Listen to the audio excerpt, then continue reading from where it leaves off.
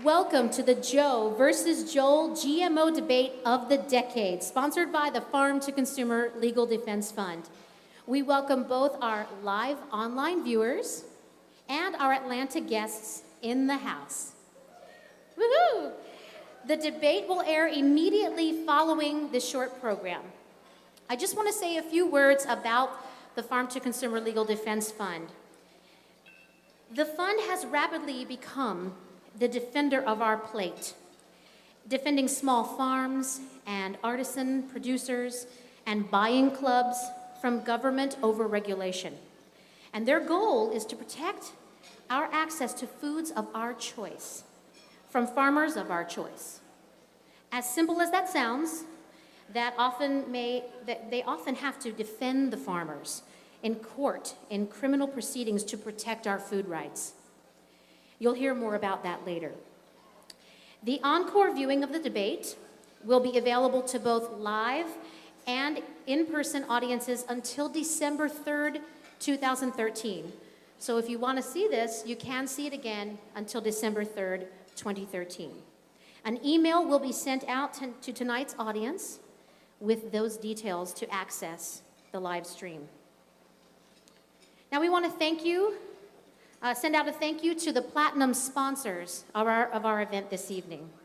And tonight's event is made possible by their generous platinum sponsors, and they are including Bucci Kombucha, Farmageddon, Green Pastures Products, Immunitrition.com, the cultured vegetables on the table, Mercola.com, Pure Indian Foods, the best ghee in the world, Space Girl Organics, Tender Grass Farms, U.S. Wellness Meats, Vital Choice Wild Seafood and Organics,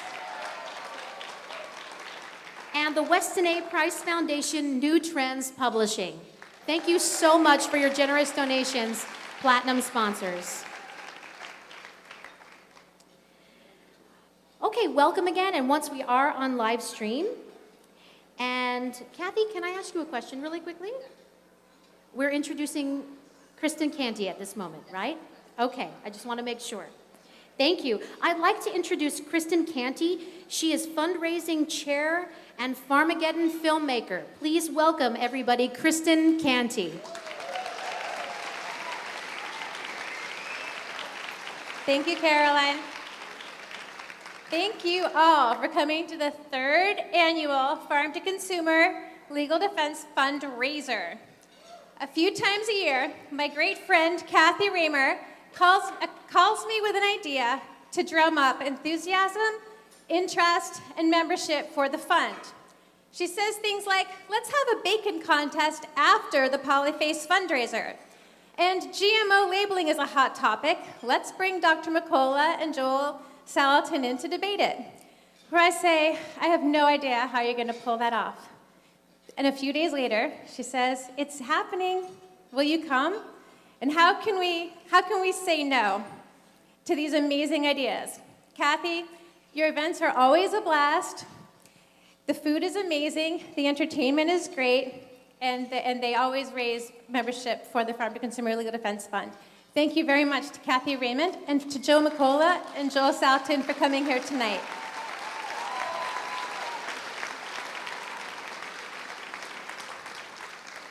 This event also serves as the kickoff to the Weston Price Foundation Conference.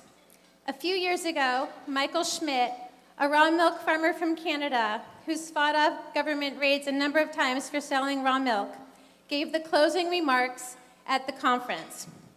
To summarize him a little, he said at the end of the conference, we've all had a magical time here. All together, we are all alike, and we all understand this food and how important it is. But now we need to go out to the real world. The real world can be lonely and it can be challenging, as our friends, our family, and our government doesn't understand the food system that we support.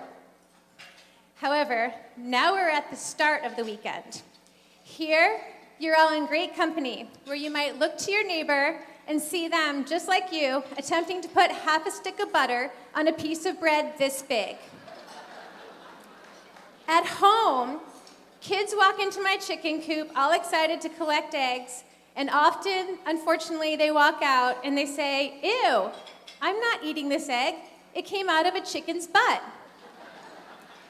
And I have to smile politely at the mom who holds my organic, soy-free pastured egg in her hand and says, "So can I cook this like a regular egg?" So here we are in the company of people that know that eggs do not grow out of styrofoam cartons. However, this is what we are up against every day in the real world. We're up against people who think that we can solve world hunger by making all of our food in a lab. People who think raw milk is dangerous because it comes out of the udder, which is very close to the anus. Government officials who think that our farmers are serving a dirty product because their animals are raised outside. Government agencies who are advocating shutting down our most nutrient-dense farms by either nitpicking and harassing them to death or in full-out armed raids. So, in 2006, Sally Fallon Morell had the great idea to start the Legal Defense Fund to protect our farmers. And she modeled it after the Homeschool Legal Defense Fund, which was protecting homeschoolers. So now, if you think that you're going to get raided or you're a farmer in trouble, there's a 24-hour hotline to answer your questions and tell you your rights. In a few minutes, you're going to be introduced to the people that are behind these phone calls and the trials that have happened. But first, the fund is only as strong as the money they have and the people that support it. So I'm going to ask you to give, if you can, and give as much as you can this weekend, and there are plenty of opportunities to give.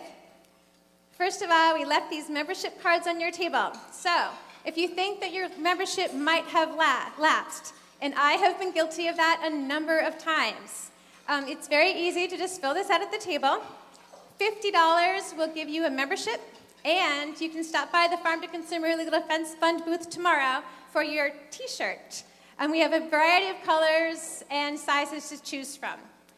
$100 on this card, you will get your membership, your t-shirt, and the DVD, Polyface You, the DVD of Joel's class that he gave all day today. Third of all, for $16, you can come to our breakfast from 6:30 to 9:30 every day. And tomorrow, David Gumpert will be there signing his new book, and I will be there signing DVDs, and proceeds will go to the Legal Defense Fund. So, with that, I would now like to introduce the man who is usually the first person a farmer talks to when they are in legal trouble. Pete Kennedy manages to speak to the farmers, combining the intellect of an amazing lawyer without the ego. Pete, if you ever have any legal questions about food or farming, he is the one to ask. He and his lovely wife, Janae, work very hard to keep the fund going. So it is now my honor to introduce Pete Kennedy, the president of the Farm to Consumer Legal Defense Fund. Thank you very much.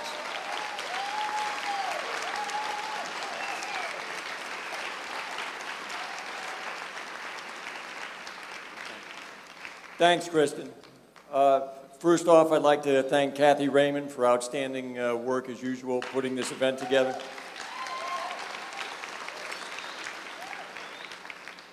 I'd like to thank the participants in tonight's main event, Joel Salatin and Dr. Joel Mercola, for supporting our organization. Also, just to anyone thinking of wagering on the event tonight, if you are caught by the authorities wagering, the lawyers are over there. It's not part of our mission statement, so if you are a member, you will pay extra. Anyway, I'd like to introduce our board now. Vice President Elizabeth Rich.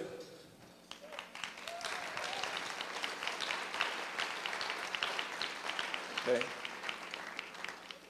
Secretary and founder, Sally Fallon Morell.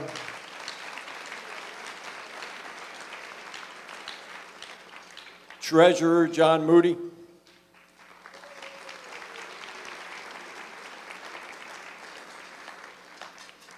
Original board member, Judith McGarry.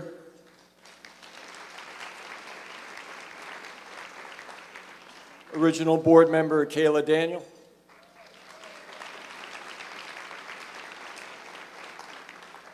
General Counsel, Gary Cox.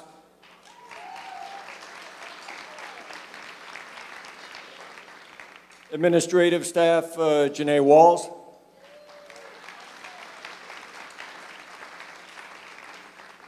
And administrative staff, Amelia Martin. Okay.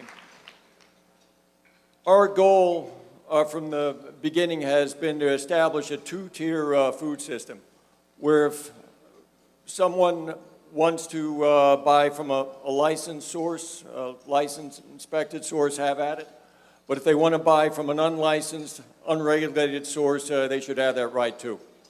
There's been a lot of progress made toward that tier the last few years. Right now, I think there are between 35 and 40 states where consumers have access to raw milk.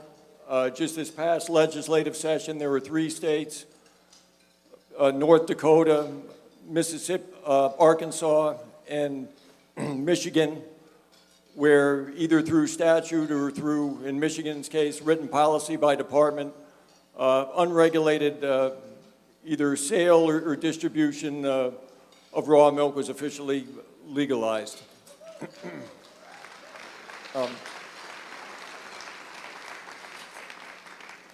I'd say right now, close to 3/4 of the states have passed cottage food bills, which allow for unregulated sale of certain foods. Another number of other states have allowed small-scale on-farm poultry processing, mainly unregulated.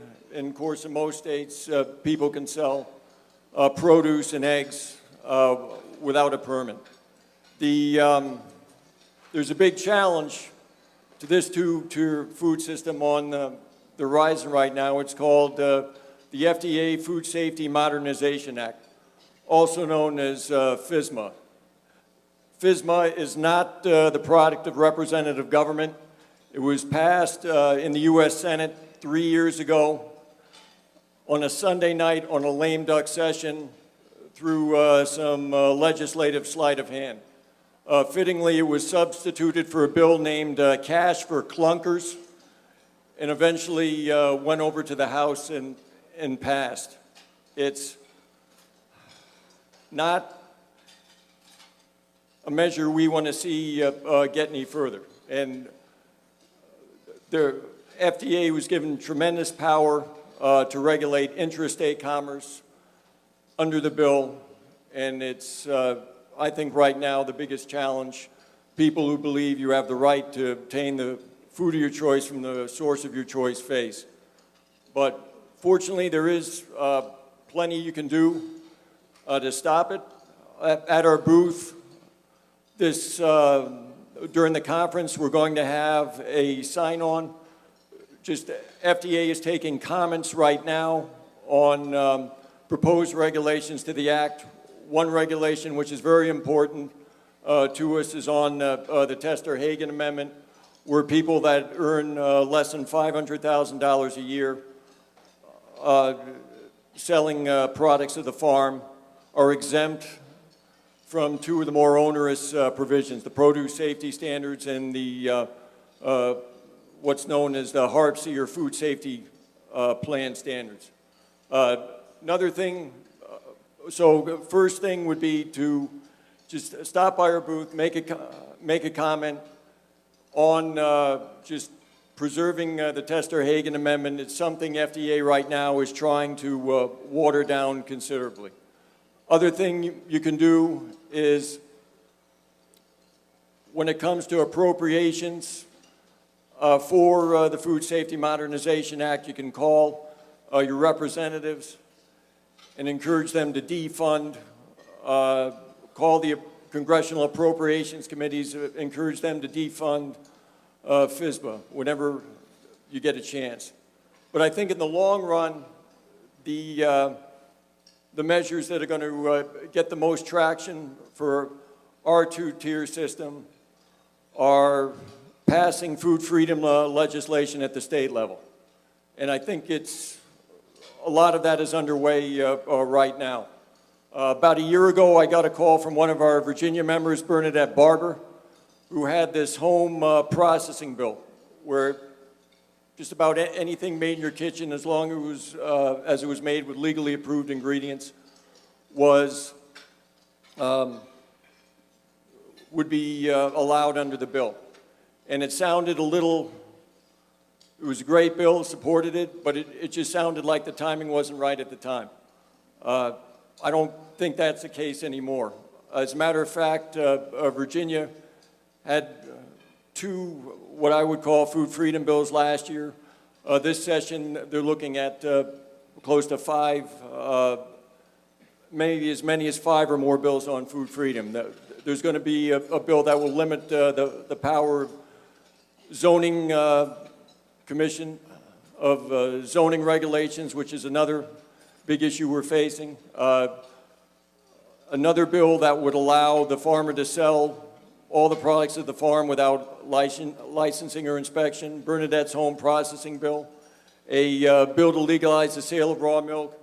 And also, first time I've heard of it anywhere, a consumer rights bill. A bill that would just put in statute that consumers have the right to obtain the food of their choice from the source of their choice.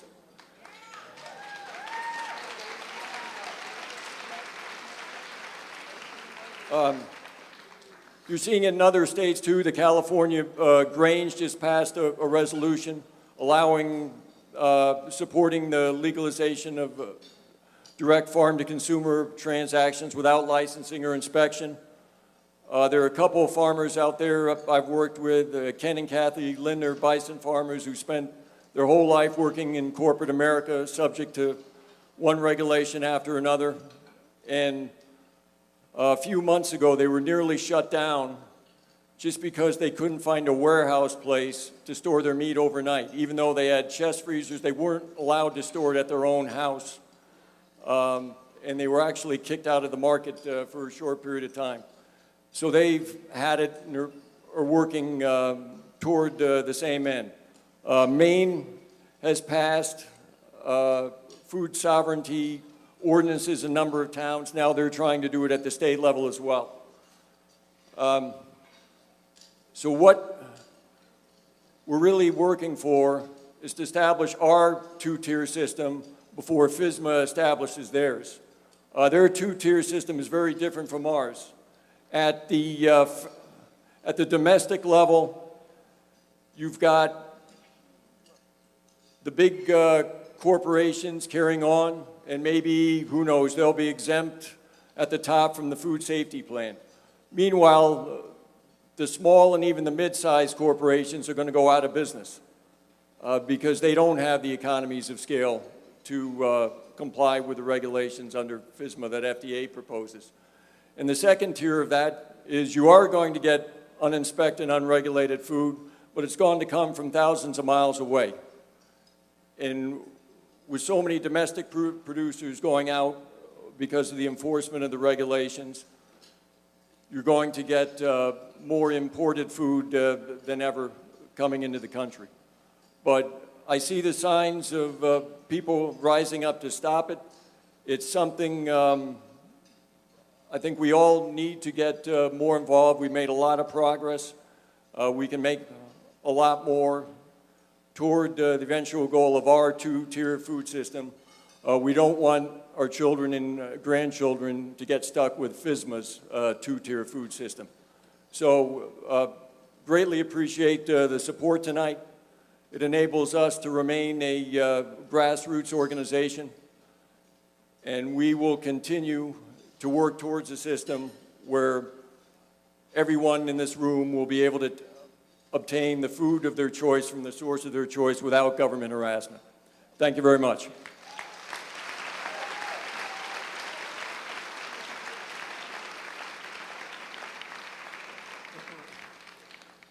Okay, it's now time to award the coveted annual Never a Doormat Award. This has been awarded to the individual who stood up to government harassment, enforcement, and carried on feeding their community or establishing the conditions to keep the milk and other nutrient-dense foods flowing to consumers in the community. Winner this year was an easy choice. He has not cooperated on a number of occasions with inspectors who did not have warrants. He is a man of tremendous courage, stubborn to the core, has really been through a lot and paid the price for his beliefs, but he's kept on. Was rated 3 times a few years ago by the Wisconsin Department of Agriculture, Trade, and Consumer Protection. The first raid, DACAP as they're known, taped the refrigerators in his on-farm store, meaning they were embargoed. There was an embargo and no one could remove food from those refrigerators. Well, I don't think the tape on those refrigerators was in place for even an hour. And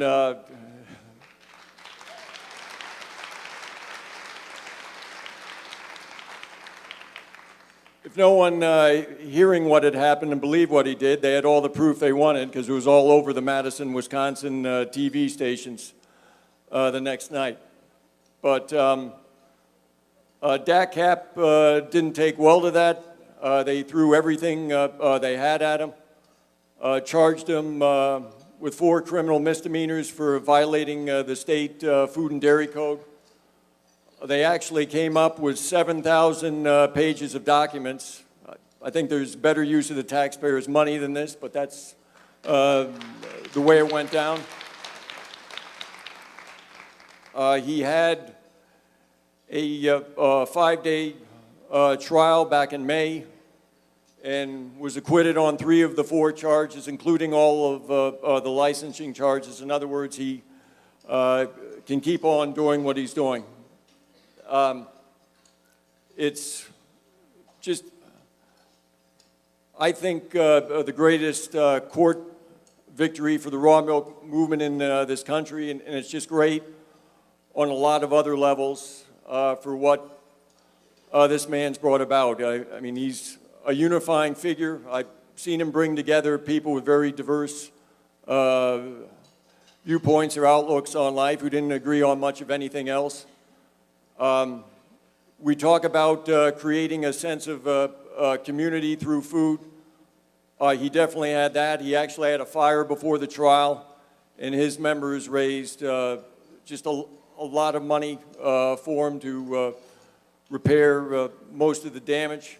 He actually had a member before the trial pass out leaflets on jury nullification to over 10,000 households, maybe as many as 15,000 households in Sauk County where the trial was held.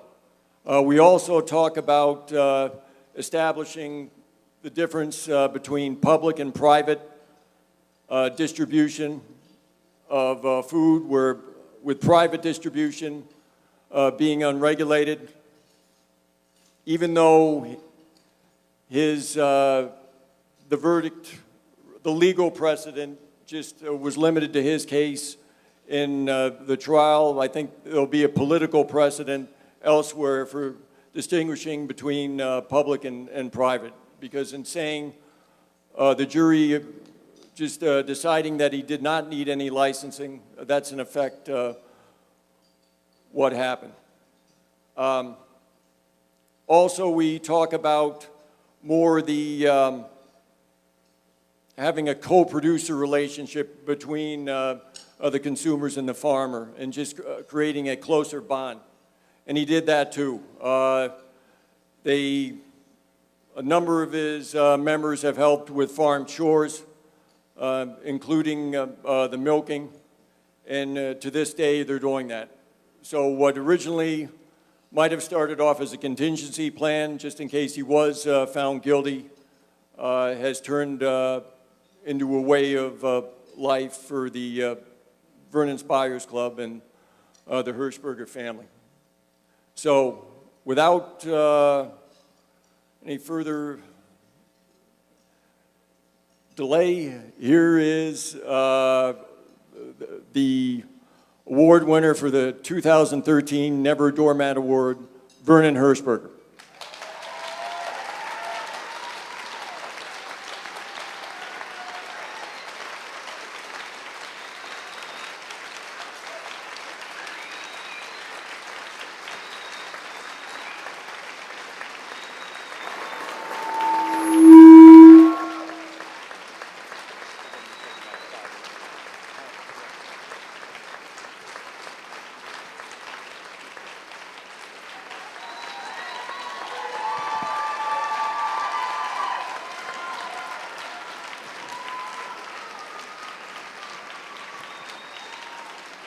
Thank you.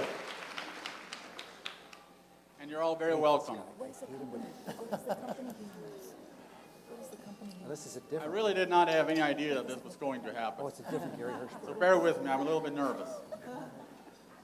This guy's a farmer. The other guy is. I'd like to start by recognizing a few people that are here tonight That's that not really, Hirschberg. you know, all the news that was going out over the last few years about our case, you know, it's always this, you know, Mr. Hirschberger doing this and standing up for that. But they never really mentioned most of the people that were really behind it. And one of the foremost people behind it is my dear wife, Irma.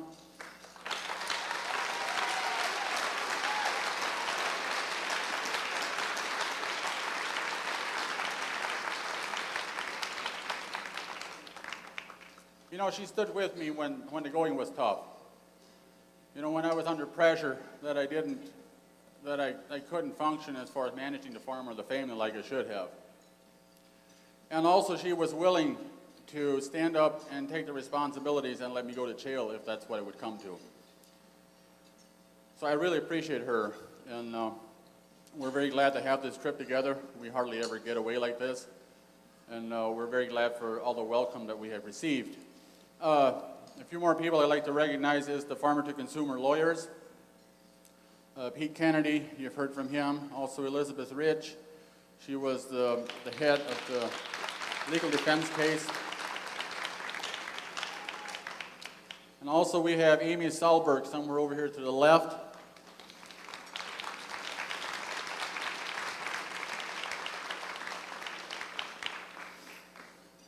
Now, I interviewed quite a few lawyers in looking for a lawyer to take on the case. And, you know, all lawyers, I always thought it takes tremendous money for them to do anything, really.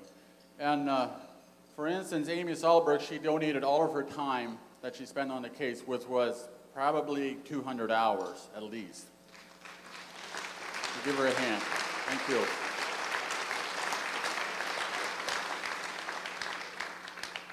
Elizabeth Rich has probably spent 4 or 5 times that amount of time. And she is on a regular salary from the Defense Fund. And I did find out very directly that on our case, she probably worked for 50 cents an hour. So give her a big hand, please.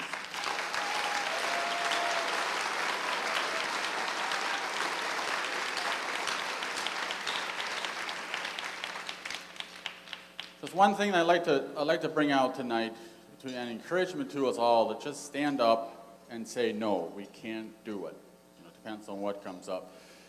We heard earlier this evening about the Homeschool Defense Fund, that this defense fund is modeled after. And it always struck me over the last 5 years or so, you know, why does the Homeschool Defense Fund have such a good rate of success? And Farmer-to-Consumer Legal Defense Fund was having a lot of losses in court.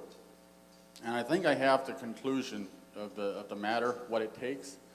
And it's simply, people have to stand up. They have to, if we believe in the food that we're eating, if we really believe in it, let's stand up. It doesn't matter what happens, because homeschool parents, they believe in what they're doing. It doesn't matter what happens. They go to jail if they have to. And that's where we have to. That's what we have to do. We have to stand up, go to jail if that's what it takes, and just stand there and not move. And then let the best lawyers in the country come along and pick up the pieces. And that's what they did in my case. So thank you very much.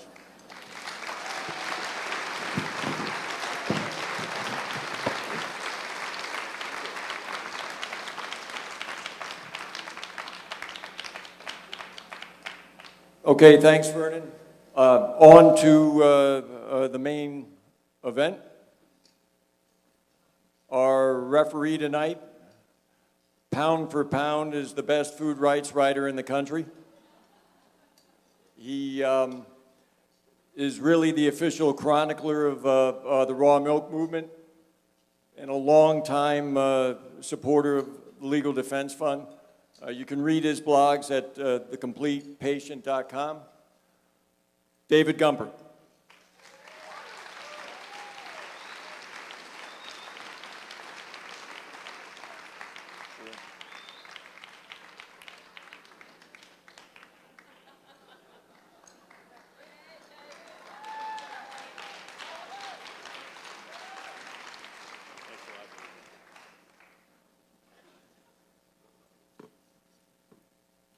Okay, as a referee, I just want to say a few words to the combatants. No sucker punches, no hitting below the belt, and no kicking and scratching.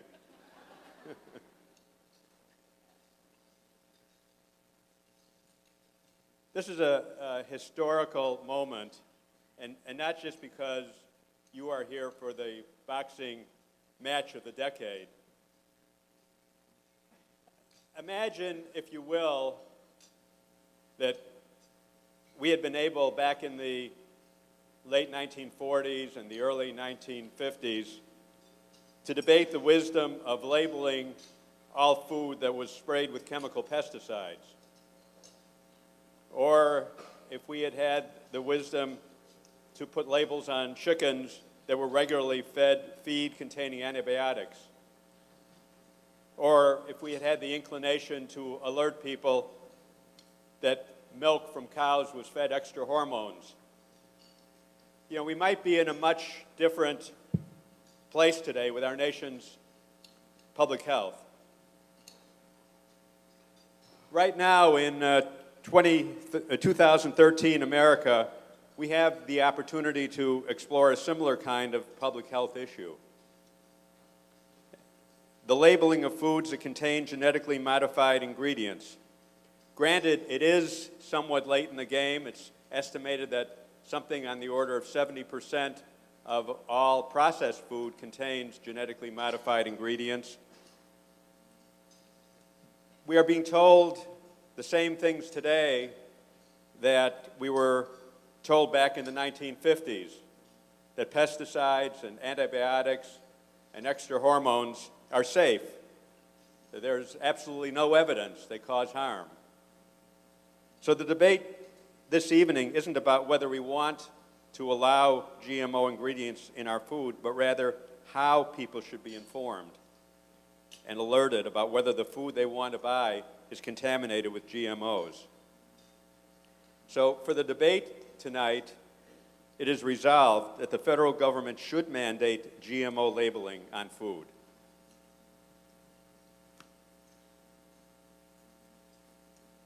Now, in so positioning the debate, we're raising a number of questions. Where should the GMO war be fought? Are we drawing the battle lines in the right places? Are we creating unintended consequences by virtue of our regulatory requests? Now, before I introduce the fighters, or rather the debaters, I should say that this is going to be a 32-minute debate in the style popularized 150 years ago by two of the leading politicians of the day, Abraham Lincoln and Stephen Douglas. They used this same format to hold debates around the country about whether slavery should be abolished. The format has come to be known as the Lincoln-Douglas debate style. And the rules are very specific, and the time limit's very strict. I'm going to run through it, and it'll sound confusing, but I think when they're up here debating, you'll be able to, it'll make a lot more sense.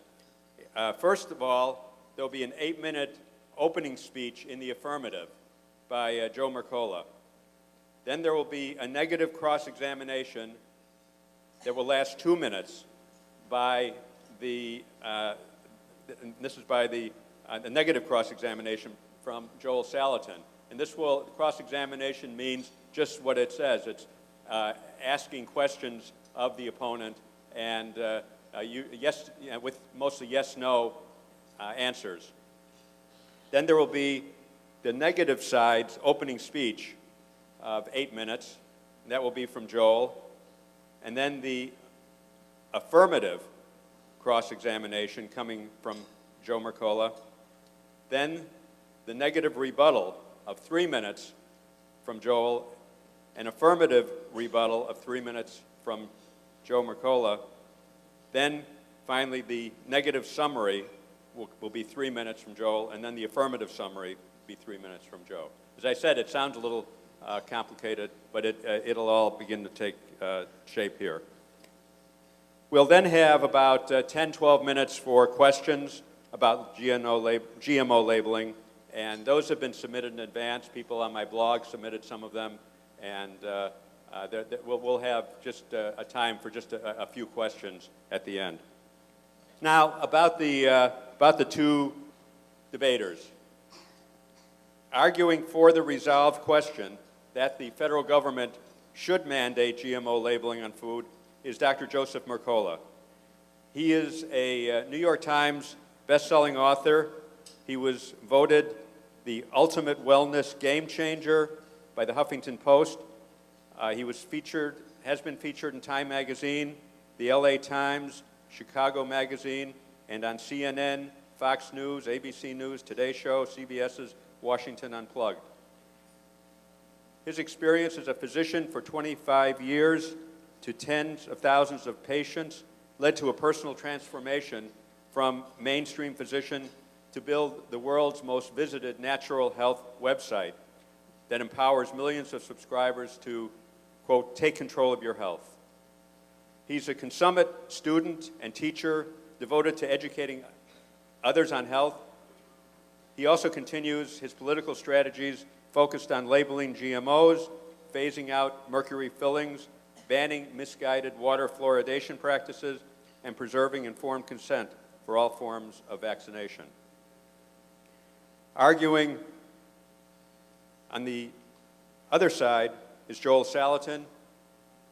He's a third-generation Beyond Organic farmer and author whose family owns and operates Polyface Farms in Virginia's Shenandoah Valley. The farm produces salad bar beef, pig orator pork, pastured poultry, forage-based rabbits, and direct markets everything to 4,000 families, 40 restaurants, and 10 retail outlets. He's a prolific author. His 7 books to date include both how-to and big-picture themes. The farm features prominently in Michael Pollan's New York Times bestseller, Omnivore's Dilemma, and the award-winning documentary, Food, Inc. With that, I'd say let's start the debate.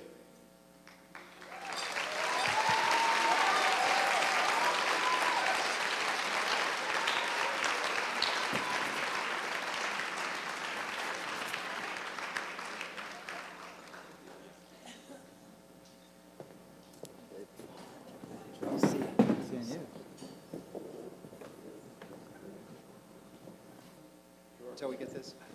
This is information that is brand new, okay? Virtually no one in this knows. One of the initiatives that we're involved with is Health Liberty, and we fund 4 groups primarily, and one of them is Consumers for Dental Choice, which is committed to eliminating mercury from dentistry. And we funded Charlie Brown to go around the world for 4 years. And he finally got the World Health Organization to pass a treaty. And we announced that in our newsletter recently. But what happened after we started eating dinner tonight is the United States is the first country to ratify that treaty, which means it is on a fast track and there will be no more mercury in dentistry.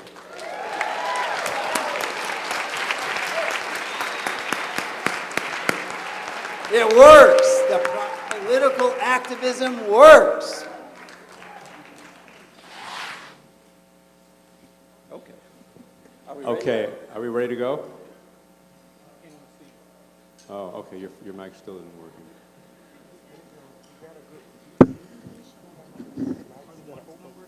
Okay, well, we're getting, I'll get some other stuff to say. Actually, wait a minute, why don't, Joel, why don't we, Is it okay? because I just need to interrupt you guys. Okay, is this working?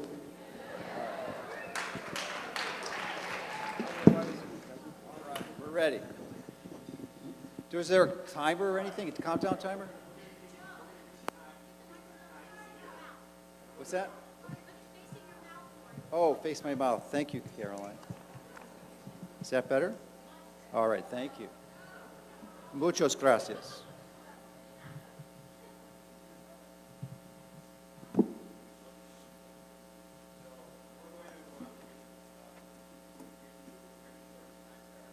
Oh, great.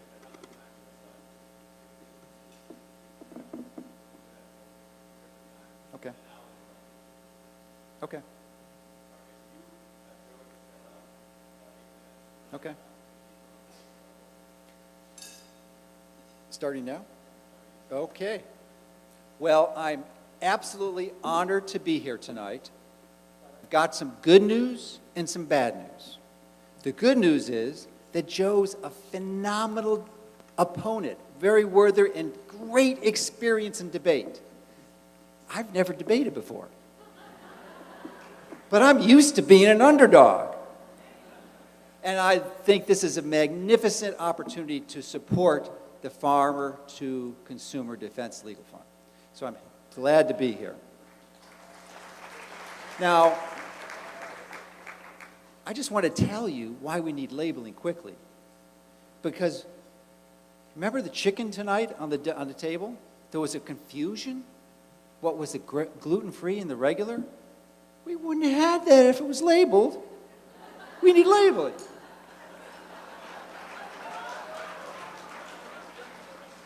Did you like that shrimp tonight? Wasn't it great, Randy? What you may not realize is that Randy and I go way back. And 6 months ago, we decided that that shrimp was too wimpy. We needed to make it big and bad and big. So what we did was we took some DNA, some genetic material from Arnold Schwarzenegger. We spliced it into the shrimp. So if you ate the shrimp tonight, we pumped you up.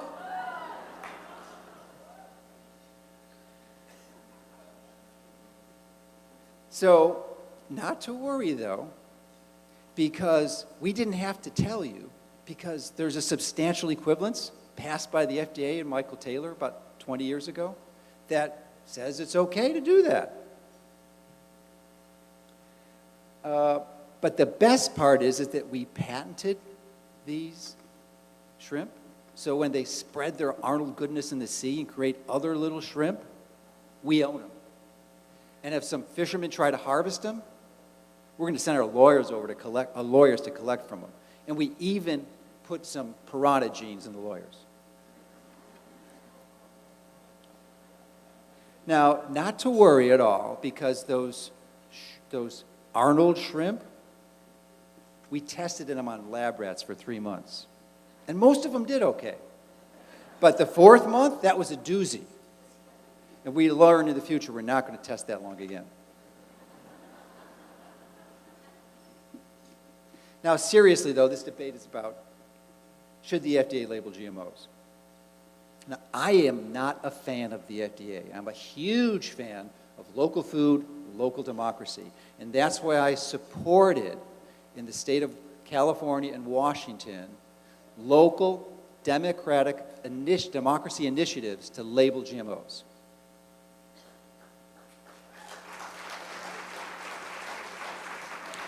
So, is it the FDA's duty to label? That's the question, right? Well, let's look at the definition. What does it mean by definition? It is if you look at it, it means it is the duty and the obligation of the FDA to do this. In fact, the FDA and the USDA are responsible for food labeling in this country. It's clear they have a responsibility to do this. And even though we don't want the FDA in our lives, and I certainly don't, let me give you a few examples of what I'm talking about.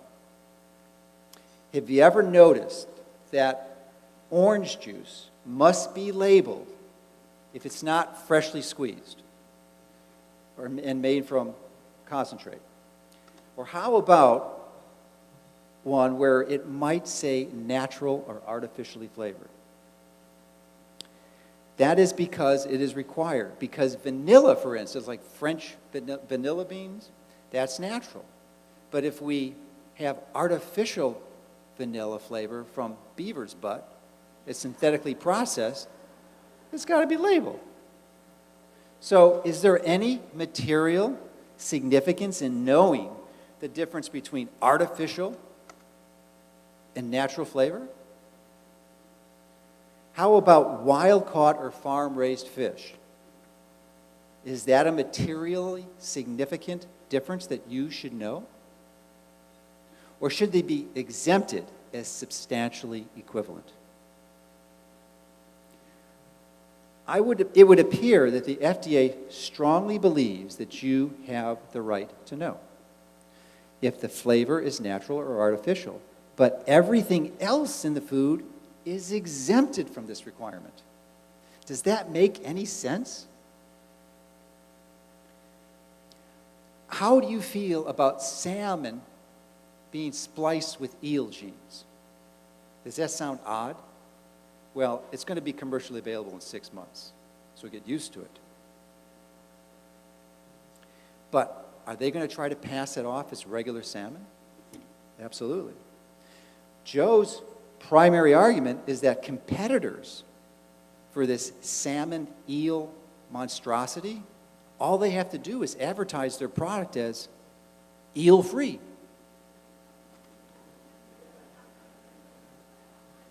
I'm going to explain why this is absolute nonsense. Why?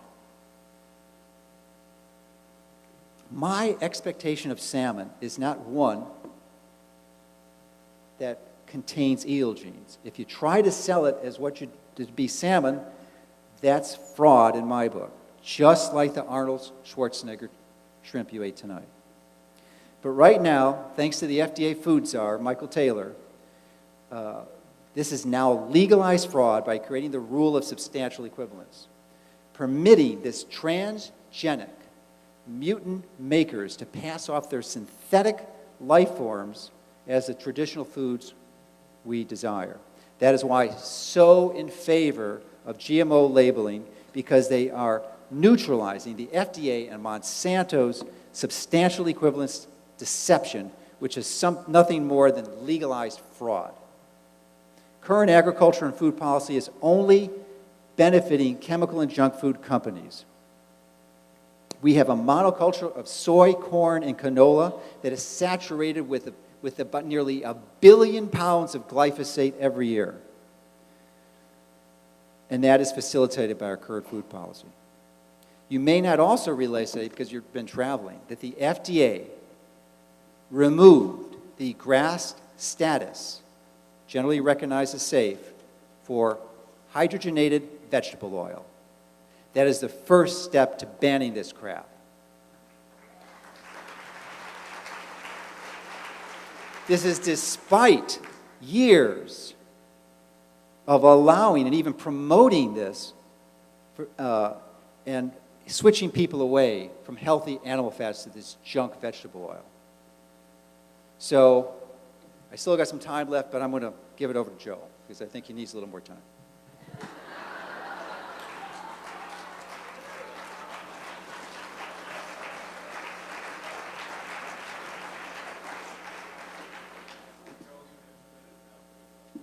Oh, 2 minutes and 30 seconds. Joe, it sounds real nice and sincere. Of course, so who will decide what is a GMO? Who will decide what's a GMO? Do you know? Can I respond? Yes, you're supposed to respond. Wait, I'm sorry, I'm really confused, because I thought it was like 8 minutes and there's no dialogue back and forth, but this is what I was not expecting. I didn't train for this. But I can answer that. Who will decide? I think it's a pretty standard definition. You know, it's really Okay. clear how you spice genes from a different species. All right, It's that's not good related. enough. It's a Thank you. different Now, how about animals? Animals that are fed GMOs, will they have to be labeled? Like if I feed my chickens GMO corn, do I have to label the chicken as GMO? Yes. Yes, okay. How about restaurants? If restaurants serve a menu, a plate of food that has some GMOs on it, will that menu have to be labeled GMO? Yes. Yes, okay. And what happens if I have a bin of non-GMO feed on my farm and somebody comes along with a litmus paper from the bureaucracy and determines that there are some GMOs in it, inadvertent, you know, I mean, I didn't want them in there, but they're in there. Well, there is, in the current labeling requirements from most of the states, there are very specific not restrictions, but accommodations for that allow a certain percentage just for that very scenario. Oh, so I can have some GMOs in my grain bin? Oh, there's no other way around that. Oh, okay, because- thank you very much. yeah. So I can have some GMOs. All right, good. It's a very small level, Joel, far under 1%. What about if I'm accused? I have a feed bin and the bureaucrat comes out, measures it, and he says that I'm just a little over that threshold. And he embargoes my feed, accuses me of fraud because I'm not labeling my food as GMO. Is that going to be the same situation as we now have under FSMA, where I have like 20 days to respond or I'm out of business? That situation has not occurred yet, so I couldn't comment on that. But Well, what I do do you have- know, do you have a what- no, plan? what I Are you do gonna be know- able to what I stop do that? know- What I do know is that this labeling requirement in Europe, that situation has not occurred.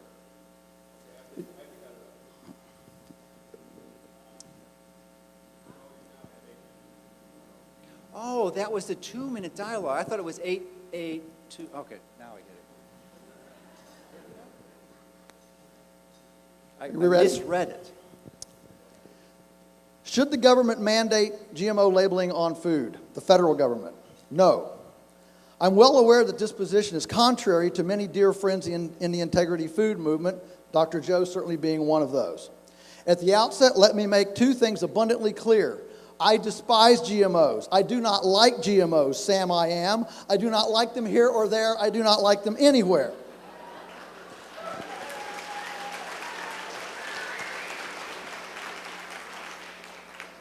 Secondly, I categorically reject the notion that being against federal labeling makes me a friend of Monsanto.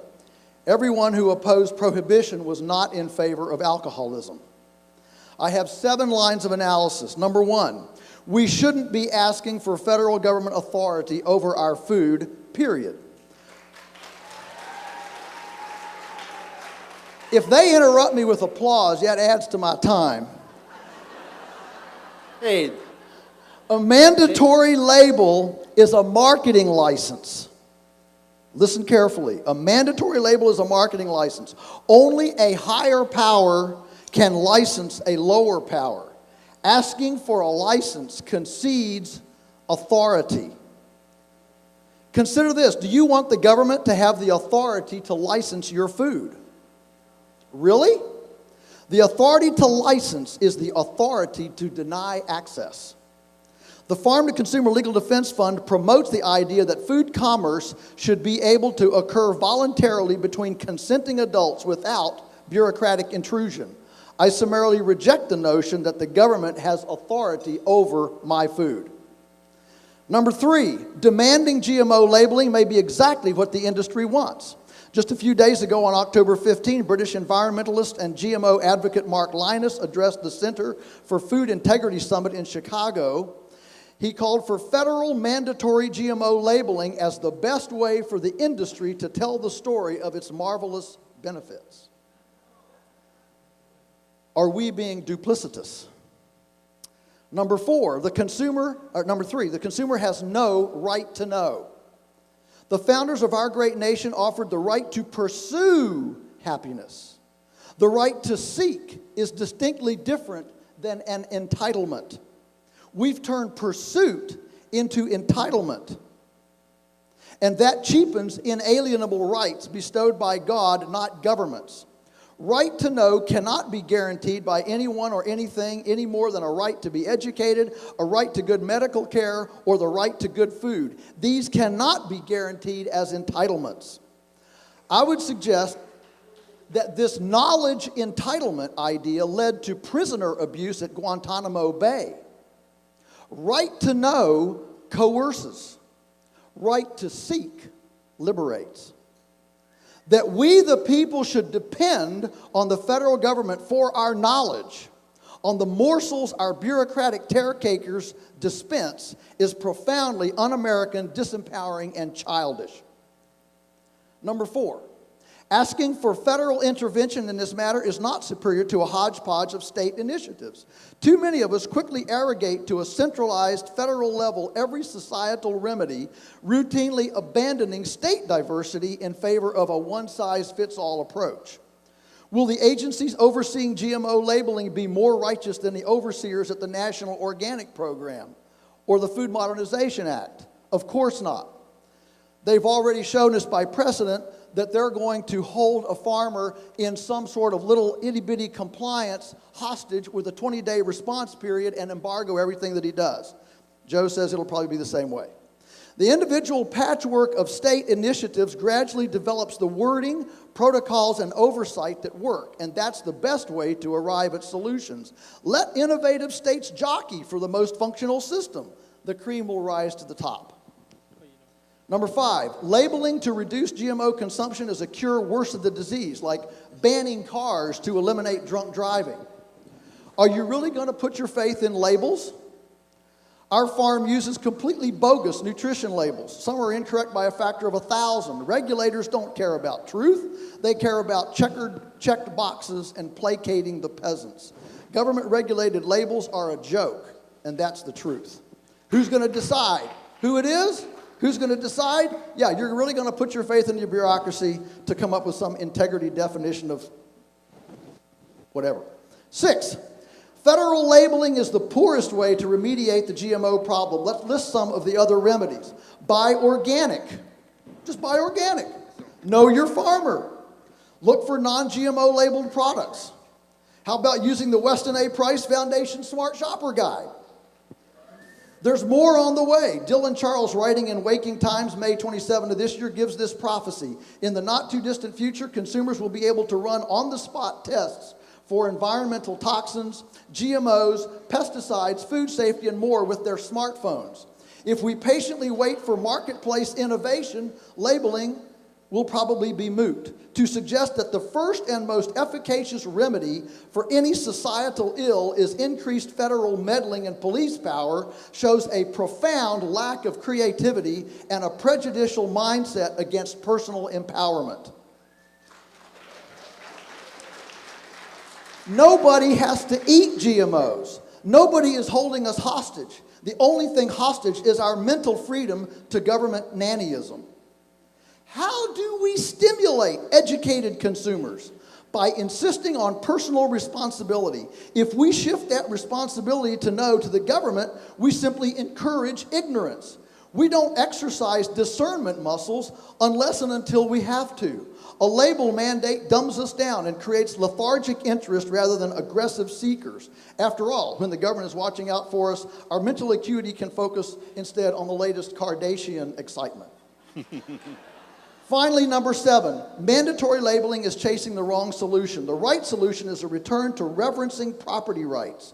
Think about the massive investment of time, money, and effort expended in this labeling exercise. Now imagine if all that energy had been invested in demanding that district attorneys and state attorneys general simply enforce basic common law property rights. Under trespass law, if my bull wanders onto your property and tramples your flower bed, I'm liable. Any district attorney in the land will help me understand that my fist ends at your nose. In today's America, however, these life forms that Monsanto owns, these alien patented beings, let's call them Monsanto's bulls, these promiscuous beings run willy-nilly to my farm, trampling my life, my property, committing sexual orgy in my fields. And not only is Monsanto not liable for trespass, but our nation is so convoluted that I must pay Monsanto for the privilege of their bulls trampling my flowers. Folks, where are the caretakers of our rule of law? Where is this outrage? You see, unfortunately, this issue can't even raise a whimper because as a culture, we've drunk the socialist Kool-Aid that private property is not worth defending, that my farm is really yours to control, my creek is yours to canoe on, my cheese is yours to regulate, my farm is yours to license, my body is yours to own. We have so eroded and abandoned the most fundamental virtue of Americanism that every person has the right to life, liberty, and the pursuit of happiness, that we no longer reverence personal stuff. Joel, and now Joel, under Obamacare, I don't even own my own nose. For all these reasons, federal mandated labeling is a bad idea. Momentum and truth are on our side. Let them grow organically through freedom. Okay.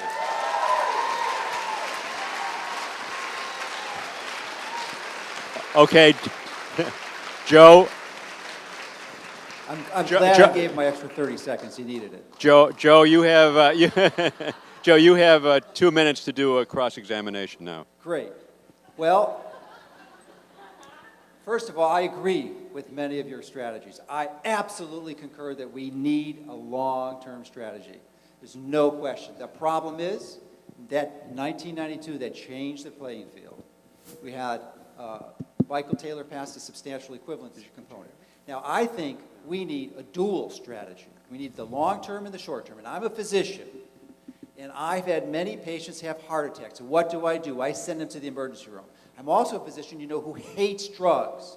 I abhor them. I don't use them. But we have an acute situation. This patient needs TPA to clear up their coronary arteries to save them. The long-term strategy, eat good food. Stay away from the crap. Exercise. That will keep you healthy. But the person will not live if they don't survive the acute event. And we have an acute problem now with nearly 1 billion pounds of glyphosate decimating our public. And as a physician who appreciates emergency care, I am confident that we have to do acute interventions that require principles we're not in agreement. But this is a stacked playing field. With the substantial equivalence and changes. And the Mark Linus you recommended, had mentioned, for 20 years, there has been no effort at all to label GMO foods. The chemical industry and the junk food industry do not want labeling. The reason they shifted their tune, this is a sign of victory. We are making a dent. They want to get labeling now, and they want to control it. But we're going to beat them to the punch, and we're going to have a massive influence on formulating these regulations so they don't have the side effects that you mentioned in your presentation. Thank you.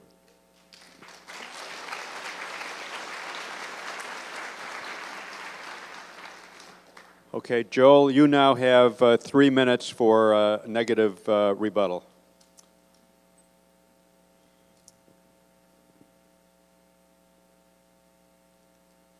This all boils down to faith. Do we put our faith in freedom or faith in a police state? You see, it's really nice to stand and say, we're not going to let those guys mess around with this definition. We're not going to let those guys manipulate this. It's the same sincere naivety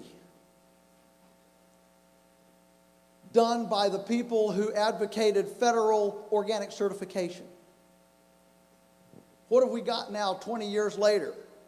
If it weren't for the Cornucopia Institute filing consistent lawsuits against the organic program about every week, we wouldn't have, and we've already got, carginin, what do you call it, in baby food? Carrageenan. Or whatever it is. It's not good. Carrageenan, whatever. The point is that there are 180 synthetics, and this was supposed to be the certification that maintained purity. You see, I categorically reject the notion that asking for any remediation from the federal government, state government, fine, states, local, great, no problem. But when you go to the federal level, the stakes are too high, the money is too big, the propensity to abuse, power corrupts, absolute power corrupts absolutely. I ask, who's going to decide what is a GMO? Well, there's a standard definition. Oh, sure, we can say this. It's just a standard definition. Like everybody agrees on what's a GMO. I mean, you go to a consortium of scientists, and they're going to be all over just how much is this, how much is that. I ask, well, what if a farmer is one part over the threshold inadvertently and accidentally? One of the action alerts that's coming out from Farm to Consumer about this Modernization Act is the fact that they come in, and if you aren't in compliance, you have just a few days to respond, or you're completely out of business. There's no recourse, there's no remedy, there's no nothing. So here I am trying to do the right thing. Some bureaucrat comes along, takes a litmus paper, finds a part per million or something over this little threshold. Suddenly, I'm completely out of business. No.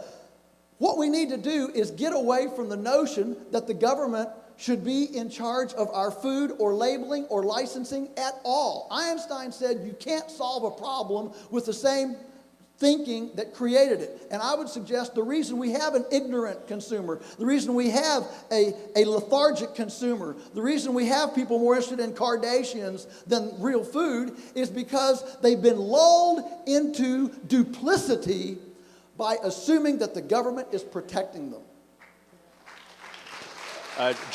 Joel, I have to interrupt. Okay. Thank you. Well, again, Joel, I agree with many of your points.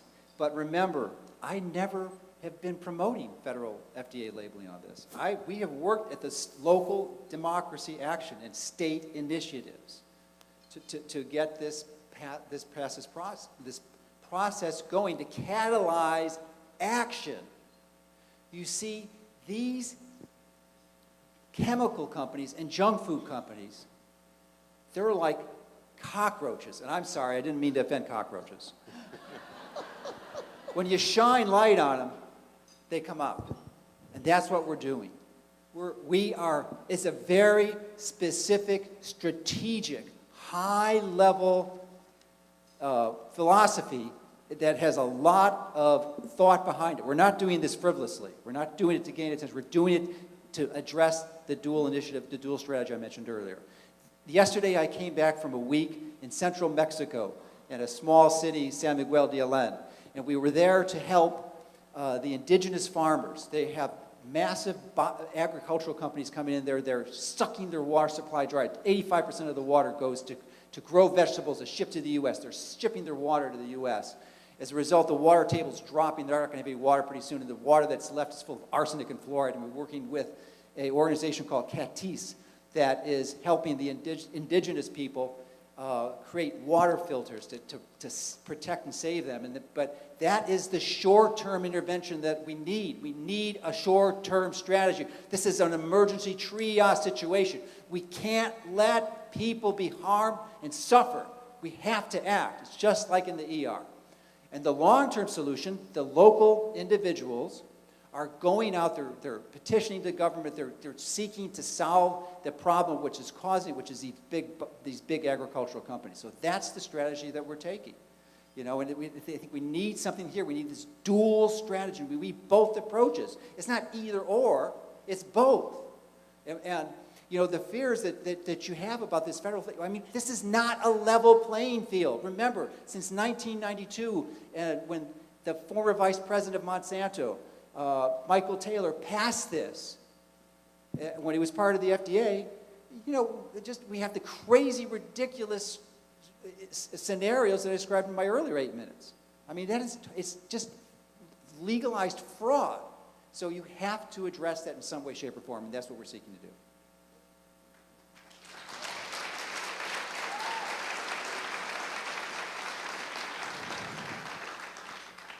Okay, now we move into the summary statements by both of you. So, Joe, you're first.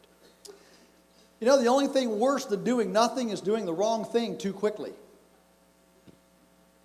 Does anybody really think that a stopgap short-term triage measure is creating new police state powers at the federal level to go onto any farm without a warrant, do a litmus test on a piece of feed, and decide whether or not it's GMO or not, and hold extortion over the farmer's head that if he's not within a point of compliance, he's out of business in 2 weeks with no recourse and no judiciary recourse. You farmers out there, you know that when that bureaucrat comes, this is not fun and games. This is not short-term temporary triage. Have we ever gotten anything at the federal level that's short-term triage? It becomes ingrained, engrossed, and a part of our economy. I find it fascinating that in his rebuttal, Joe said, I've never been for federal labeling. That's what the topic is. Federal. That's why I took the debate tonight, is because of the difference between federal and state. You can't interrupt me. This is my time. Hey, I gave you 30 seconds earlier. The whole deal is federal. I don't have any problem with the states. I think our initiatives are moving on apace. We've got jockeying for position, lots of innovation going on at the legislative level. Let it just continue. There's no reason to jump quickly to a federal thing, half-canned, half-baked, half-tried as triage, and set up some huge bureaucracy that's going to be entrenched and create all sorts of problems. And another thing I noticed, that that Joe did not respond at all to my analysis of the district attorneys and property rights. And to me, that's an incredibly powerful subject. You know, if we simply were able to hold Monsanto liable for their bulls trespassing on my property and my flower beds, we wouldn't even be having this debate tonight. I suggest that the high road in this debate, that our side has given the high road of your fist ends at my nose. Instead, we've come on like a bunch of little wimpy peasants asking for more, police state nanny nipples to suck on. If we were actually interested in personal freedom, liberty, and the empowerment and the Declaration of Independence, and the harassment that created the Declaration of Independence, we would actually be saying we don't want any more federal involvement. That's why we're in the mess that we're in. Shut down the USDA, the FDA completely. We don't want to give them any more powers, labeling or anything. They've already abused them and taken away our liberties. So for these reasons, let it be by the states, let it be by personal empowerment, and use our community of internet communication to liberate ourselves from the continued intrusion of the federal government into the marketplace. Thank you. Thank you, Joel. Okay, Joe, you have 3 minutes to summarize. Thank you. Well, Joel, I never said that, again, supported the federal component. Our strategic efforts have been at the state level, and in fact, I agree with you that you can go too quickly. And in fact, we have an example of that with Connecticut, which screwed things up quite profoundly with their legislation that was passed incorrectly, and is profoundly counterproductive. So, but let me read you a quote, and you can guess who wrote this quote. This was 10 years ago in an obscure agrobiotech journal, or biojournal, agricultural journal. I'm convinced the United States is on the wrong strategic track. Food, biotechnology, as commercialized to date, has no direct consumer benefits. The benefits go predominantly to the technology provider. Empower people to choose. Biotech should change their position and put themselves on the side of empowering choices in whatever way works in any given country. Who said that quote? Come on, we got some. No, it wasn't me. It wasn't Joel. It was Michael Taylor, the person who worked for Monsanto, then went to the FDA, did the substantial equivalence, then went back to the FDA, then went as an independent consultant, said this, then went back to Monsanto, and now he's the food czar, the deputy commissioner for the FDA. That guy has been through so many revolving doors, so many, he's dizzy. He needs some anti-dizzy agents. So, now, and we see, I mean, the chemical and the junk food companies are running scared. I don't know if you followed Washington. They cheated. They lied. They used the Grocery Manufacturers Associations to hide their donations. Totally illegal, but they're, it's going to trial months after the election, so it had no influence. They lie in their campaigns. I mean, we are making a difference. There was more money put into that state of Washington initiative than any previous political campaign in that state, ever. They're running scared. So my only hesitancy for participating in this debate is that these chemical and junk food companies will use your comments to promote their agenda. Don't fall for that, Joe. Don't let them use you and your quotes as an example to create division among us. Don't be on their side, be on our side. Let's get this dual strategy going. Stop the bleeding, and we can regenerate the soil, our health, and our community.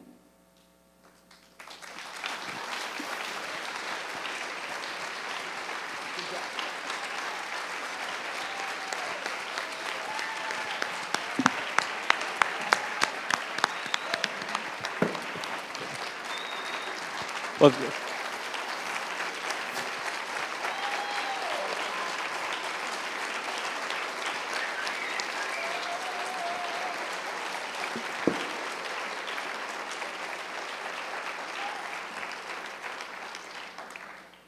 thank you both very much. That was really very, very informative and very entertaining. I just want to pose a couple of questions. I think we have time for a couple. I would like to ask Joel, how are people under your approach supposed to learn about whether food that they buy has GMOs or not? You gave a lot of reasons about why we shouldn't have regulation, but what's the mechanism whereby they learn about this? The way people learn is the way I learn. I buy organic, know my farmer. I don't get People magazine, and so I have time to ferret out whether my food has that or not.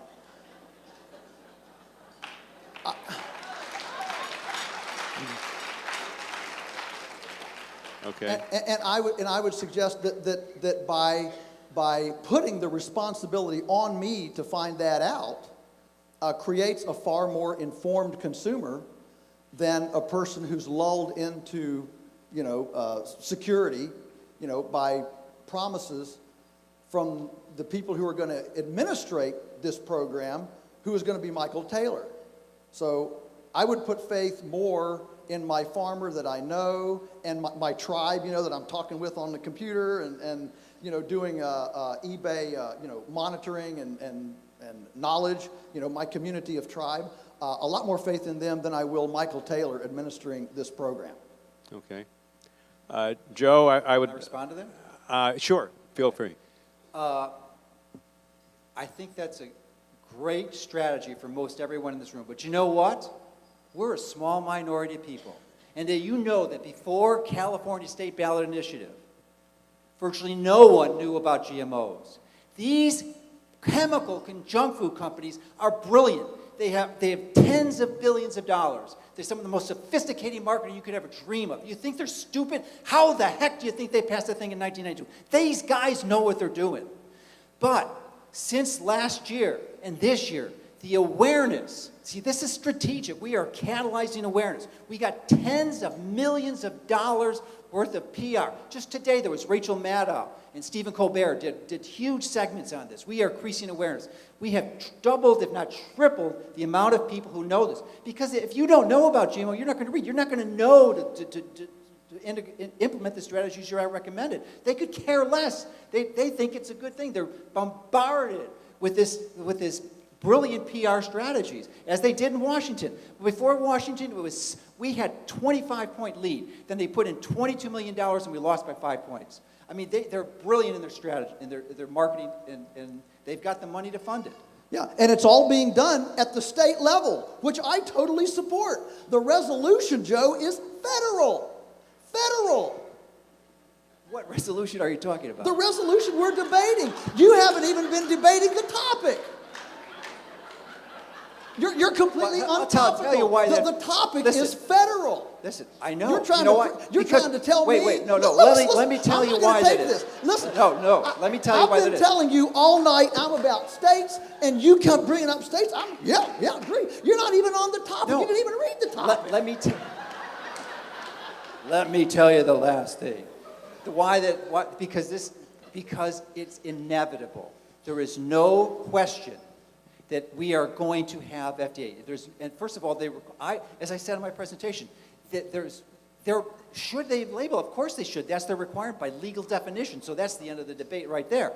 But whether I'm in favor is another issue. But I'm in favor of it because we have no other choice. There's going to be labeling. Do we want them to dictate the labeling, or do we want to sit at the table and have it? You know, earlier this year, they tried to pass the Monsanto Protection Act, right? Do you remember that? Enormous influence to Monsanto. But we alerted the troops, and despite enormous lobbying efforts from them to the politicians, no politician went for it. They knew they would be decimated by their constituency. And it worked. And if they tried to pull something over on us with this FDA labeling, there is no way it's going to pass. Oh, just like the Organic Standards Act. Yeah. They can't pull anything over us. We're never going to have it's inevitable, carrageenan Joel. in baby It's inevitable. food. I mean, why do you put faith in Michael Taylor? Why do you put faith in Michael Taylor? I don't understand. I never Can said anybody tell me why you put faith in Michael Taylor? I never said that. Sure you did. No, I You're didn't. Put him in charge no, of I your didn't. program. I never said that. I said we have to have a place at the table. That is an incredibly disempowered, dependent status Joe, to say, I can only your survive utopian view does not address the decimation to human health that is occurring at this point. I mean, it's irresponsibly negligent your strategy will work, but it might be 200 years. We don't have 200 years. Well, we do not have 200 years for this to take effect. People are dying now. People are suffering now. Damn it. You got to take action. You see a guy bleeding in the street, you got to take care of him. You know what? Damn it. Listen. It is that kind of thinking that the federal government has to take care of that man in the street, that has given us the regulations and the things that this group right here is combating to fight. It's the idea that I have to take care of him, and so we run to the government, nanny state, please give us security, protect us. And what happens is, by the time the legislation gets enacted, the little guys are the ones that get chewed up. That's the way every single time the federal government manipulates the marketplace. The little guys take it on the chin, and the big guys get concessionized in a free lunch. Every single time. Let me interrupt with a follow-up question here. You guys have already answered the next 4 questions I had. So where does this all go if nothing happens in terms of labeling? Where does this GMO situation come out? Let's just one possible scenario. 20 years from now, 85 or 90% of all our food is genetically modified. It's just kind of the trend that's been started here just continues, or is it do consumers eventually get more sophisticated in their tastes and their understanding, and they start asking and making demands of food producers? But just maybe sketch out a scenario of what you see. Well, I forgot my most powerful argument, actually. It's too late, the debate's over. No, listen. This experiment has been tried. We have labeling in Europe, right? We didn't ban it, we have labeling. What happened in Europe? The food manufacturers bailed. They bailed because they know, once consumers know, they're not going to choose it. So it makes perfect sense to do this. I mean, has there been the problems that Joel is worried about in Europe? Because each of those countries is about the size of a state. And I'm saying the states are great. Let the Europe's not- trend continue. Europe is not a state. You haven't given the last me time one. I checked, Europe is not a state. I said most of the countries in Europe are about the size of a state. California is much bigger than most of the European nations. But it's the whole European Union.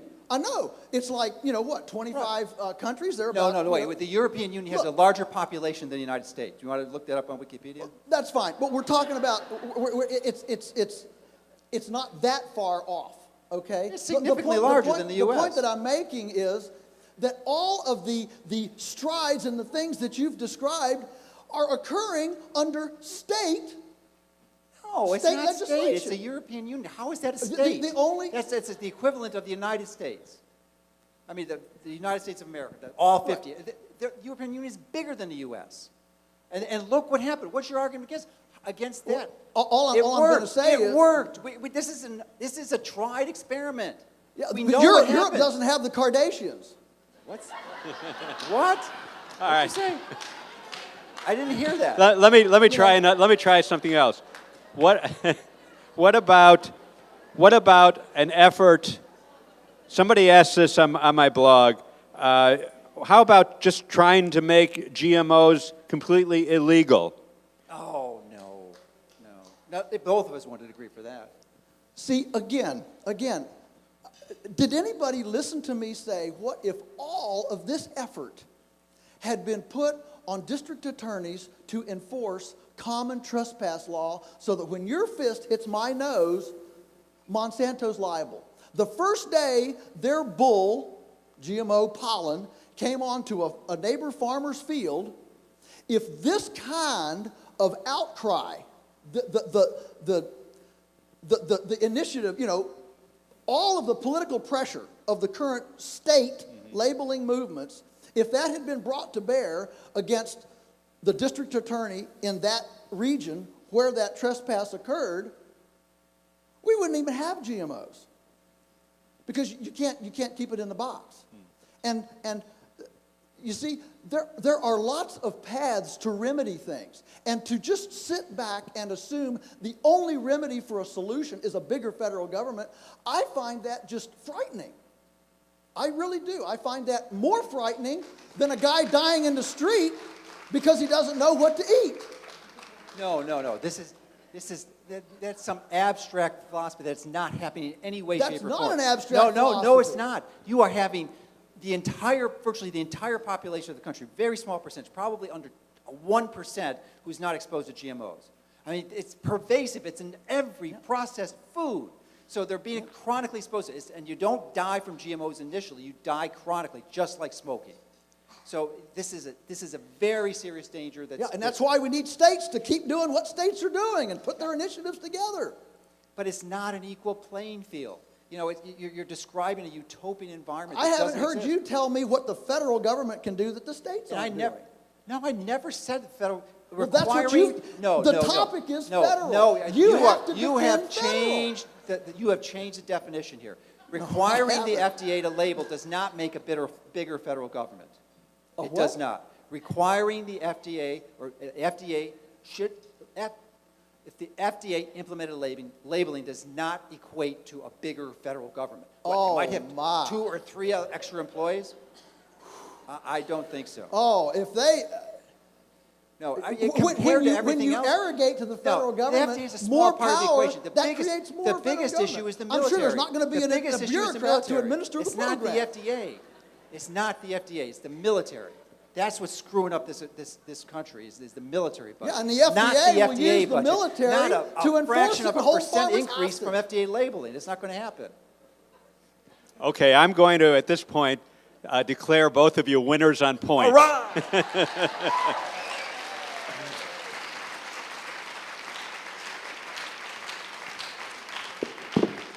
Thank you very much. That was really great and Thank you. Very great.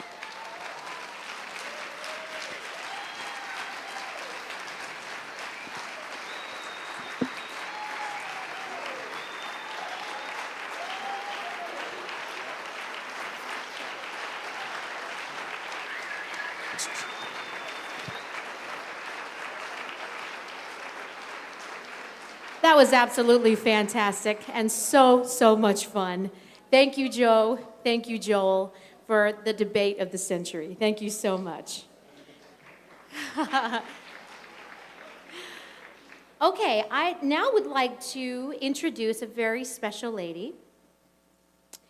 And I think a couple years ago in Dallas, I said the same thing, but I'll just say it again. And she said, keep my introduction modest, please. So I will, but not one of us in this room has not been influenced by Sally Fallon Morell in a very positive, wonderful manner. With the books that she writes, the work that she does at the foundation, I know it changed my life, and I'm sure it changed many of your lives in this room. So without further ado, I would like to invite to the stage Sally Fallon Morell. She's president and founder of the Weston A. Price Foundation and board officer of the Farm to Consumer Legal Defense Fund.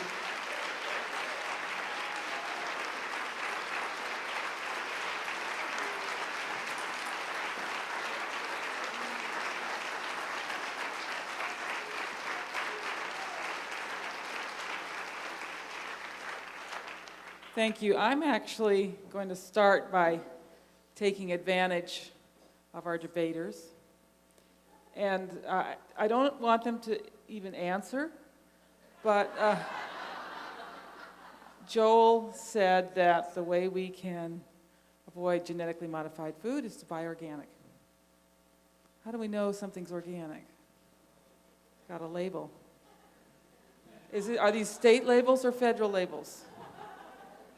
Federal. Is it perfect? Is organic labeling perfect? No. Do we have to have constant vigilance about organic labeling? Are we glad to have organic labeling? Those are my questions.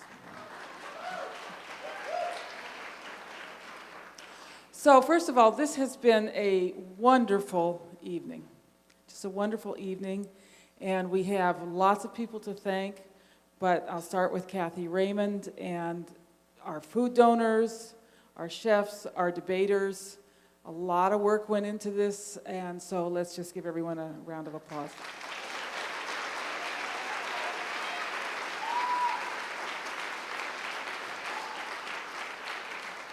Now, after I'm finished talking, the dancing is going to start.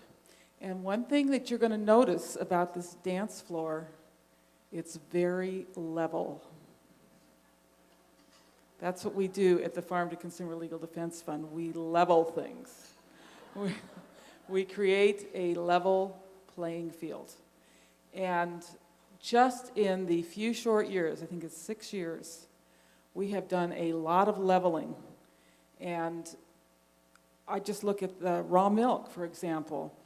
You know, our farmers were under constant harassment, and that has died down. I mean, we haven't solved all the problems, but you know, they think about it first before they mess with us.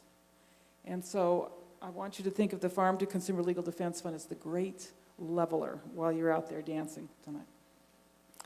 So I thought for my concluding remarks that I would talk about what my goals are. And when I die at age 105,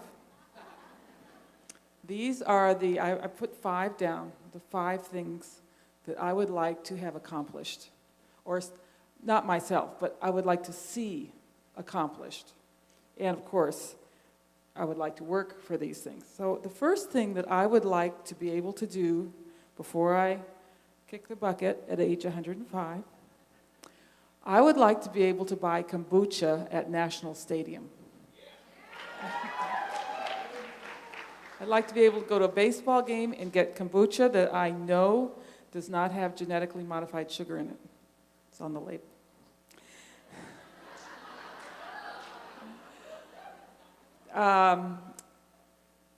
We'll start with airports. Did you know that there is one airport where you can buy kombucha? No? Oh, can you get it at JFK? Well, then there's at least 2, because it's also in San Francisco. So when we can buy kombucha in Harrisburg, Pennsylvania airport, that'll be good too. But National Stadium is my goal. Second, I would like to see butter recognized as a healthy food everywhere. So if someone says it's not healthy, we laugh at them. And a very interesting thing has happened in Australia this week. There were 2 television programs on national television, the equivalent of, ABC or NBS and CBS. And one was about healthy fats, and they had doctors and scientists on there saying, we've done it all wrong, butter is healthy, saturated fats are healthy, they do not contribute to heart disease. It has caused a sensation in Australia. And then there was another one about statins and how they had side effects and they didn't do anything to help you with heart disease. The industry tried to stop it, but it went on too. So there is a lot going on in Australia, and we look to them to kind of spread what's going on, and it will come here.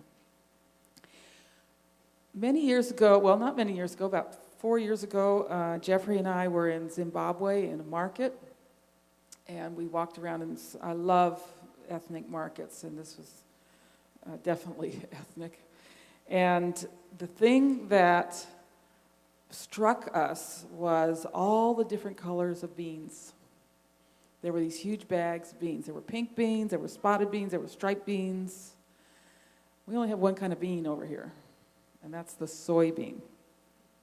So my third wish is that other legumes eclipse soy, that it will be considered cruel and unusual punishment to feed soy to prisoners, to put soy in the hamburger in school lunches, which is what's being done, to give soy infant formula to babies.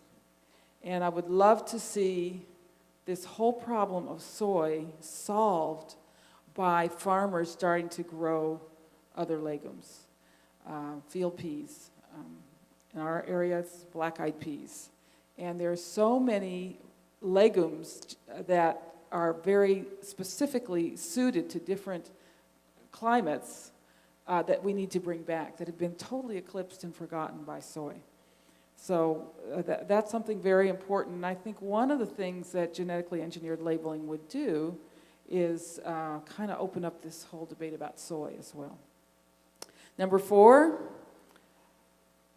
for the Weston A. Price Foundation and the Farm to Consumer Legal Defense Fund, 100,000 members for both groups. 100,000 members. And finally, and I think this one is going to happen almost sooner than anyone else, than any of the others, raw milk available one way or the other legally to provide or sell by the farmers in every state in America. We're chipping away at them. We have, as Pete said, we gained 3 more states this year. And I'm just hoping that my state, Maryland, is not the last state. So that is, like number 1. And why has this happened?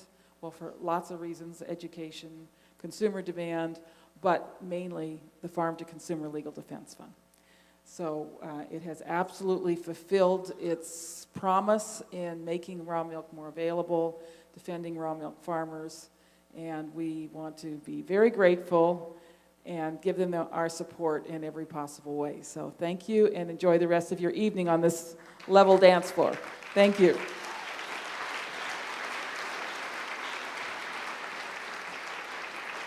Thank you very much, Sally. Okay, everyone, the night is still young, and we are here in Atlanta to have a good time. And there are a couple more wonderful things in store for you, so don't hurry off to bed. I know you have the conference in the morning. Don't hurry off to bed or you'll be sorry. For those of you joining us for breakfast tomorrow morning, or breakfast, I think you have a couple mornings, correct? Breakfast is in the same room here, from 7:30 to 9:30 a.m., and tickets are still available at the registration and welcome desk in the morning. So if you have not purchased your tickets yet, you can do so in the morning. And now, we started the evening and we had music and some noise back here. We had a song about bacteria, and we sang Bacterial World.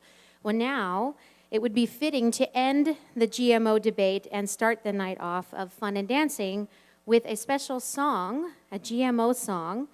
And we have some people, there we go. We've got a flash mob coming in.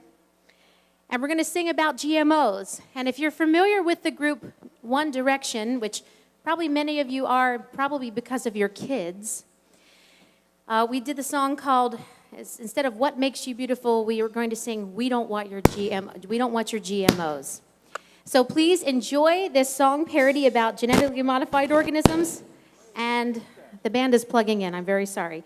And you can look on the back of your program, and you can read along with the words with us. Yeah. You guys feel like dancing? Test 2.